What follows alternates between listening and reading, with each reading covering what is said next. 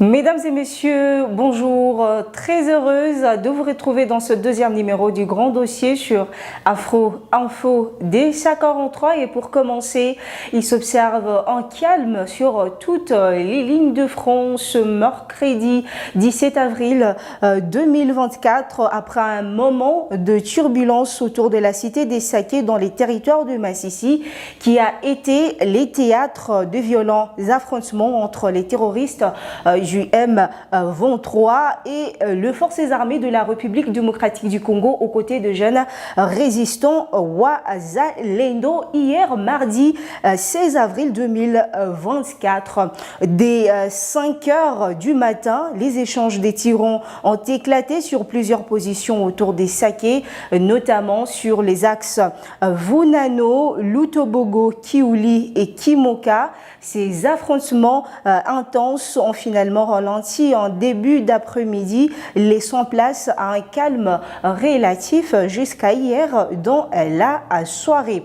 Les jeunes résistants Wazalendo ont réussi à repousser les assauts des terroristes du M23, les contraignant à battre en retraite vers leur position initiale après avoir subi des pertes importantes. Dans une tentative désespérée, l'ennemi a tiré des bombes sur les habitations civiles à Moubambiro, blessant 3 civils, dont une femme dans un état très critique. La situation sécuritaire reste cependant très tendue et difficile à évaluer en raison des problèmes de communication dans cette région située à moins de 30 km de la ville de Goma. Les habitants des Saké qui ont fui depuis début février restent sur leur garde, conscients des menaces qui planent encore sur leur sécurité.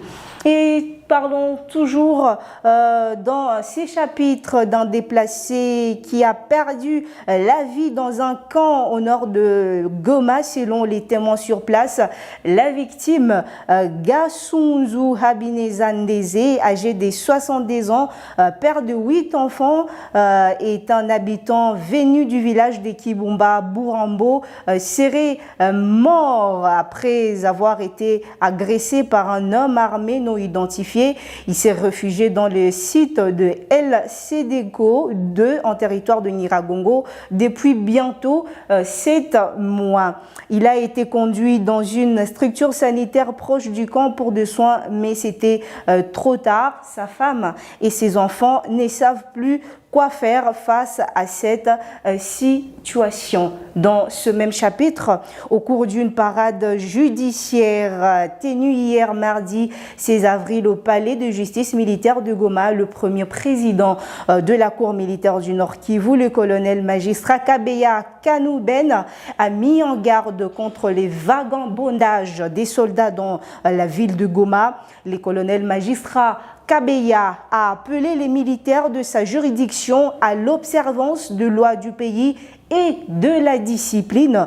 Tout militaire en divagation son ordre d'émission portant l'arme et en tenue de forces armées de la République démocratique du Congo qui tombera dans les griffes de la police militaire sera sévèrement châtié et subira la rigueur de la loi, a averti cet officier devant d'autres responsables de la justice militaire. Selon lui, la justice militaire va sévir contre les militaires indisciplinés qui insécurisent la population. Depuis quelques semaines, la ville de Goma ainsi que les territoires voisins, les Nyiragongo, font face à une insécurité grandissante, caractérisée notamment par des tueries, vols et kidnappings. En moins d'une semaine, une dizaine de personnes ont été abattues dans la ville de Goma.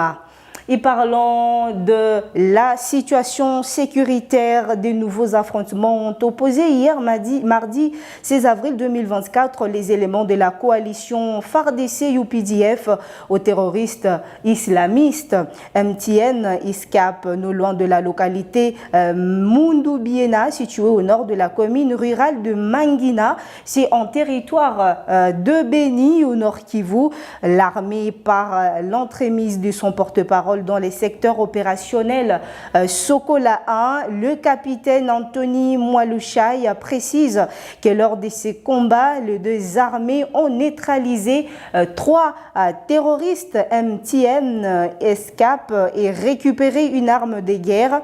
À l'en croire, un vaillant soldat de l'armée congolaise est tombé sur les champs d'honneur. Les forces conjointes FARDC et UPDF se sont affrontées vers 17h, non loin de la localité de Mundubiena.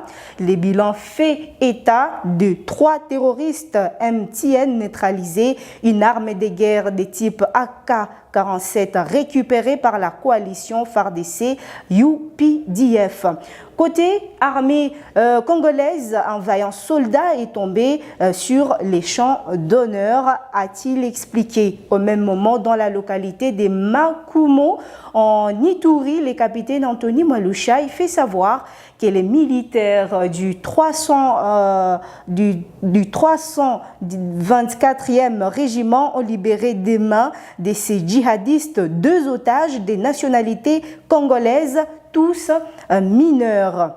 Et toujours parlant de forces armées de la République démocratique du Congo, ont renforcé depuis 3 jours leur présence à Kengezi, base dans les territoires d'Arus et à Ituri, à la frontière entre le Soudan du Sud et l'Ouganda. C'est le gouverneur de province qui a donné cette instruction après sa mission clôturée les week-ends derniers dans cette entité territoriale. L'armée a renforcé sa présence dans la région en vue d'empêcher des infiltrations récurrentes des hommes armés en provenance de pays voisins pour commettre des exactions contre la population. La présence de ces militaires est accueillie avec faste par les habitants. Kengezi, base est un poste frontalier situé au nord de la République démocratique du Congo qui forme un triangle avec le Soudan du Sud et l'Ouganda. Dans cette région frontalière, il y a la fluidité des trafics frontaliers entre les 3 pays, mais il se pose surtout les problèmes sécuritaires avec le Soudan du Sud. Selon de sources sécuritaires, des bandits armés s'infiltrent régulièrement dans plusieurs villages congolais frontaliers pour commettre des exactions contre la population.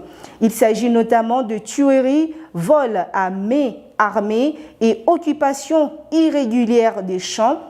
Sur décision du gouverneur de province, les militaires de FARDC ont été renforcés le long de la frontière avec les Soudans du Sud pour empêcher toute infiltration.